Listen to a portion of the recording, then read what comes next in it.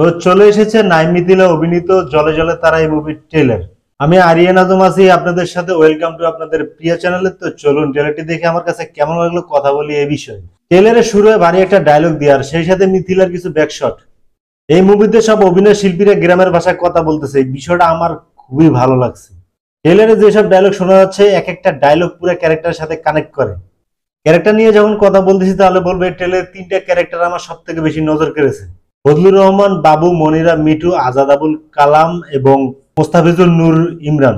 প্রত্যেকটা অভিনেতা তাদের সবকিছু দিয়ে চেষ্টা করেছে ক্যারেক্টারগুলোকে ফুটিয়ে তুলতে।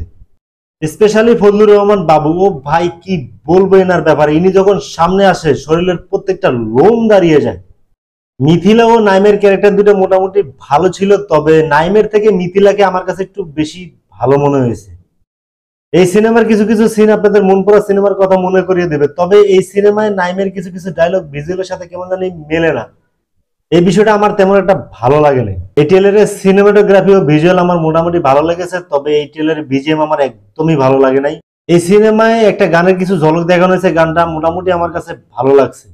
গল্প নিয়ে যদি বলি, ট্রেলার দেখে যা বুঝলাম, জলে জলে তারা এই মুভিটি একটি রোমান্টিক ও মানবিক গল্পের সিনেমা, যেখানে প্রধান চরিত্রে অভিনয় করেছে নাইম ও মিথিলা।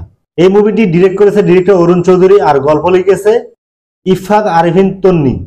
গল্পের কেন্দ্রবিন্দুতে রয়েছে হোসেন মাঝি প্লেড বাই নাইম, আর মিথিলা প্লে করেছে তারা ক্যারেক্টারটি, আর তাকে এই সিনেমায় দেখা যাবে সার্কেস কন্যার রূপে।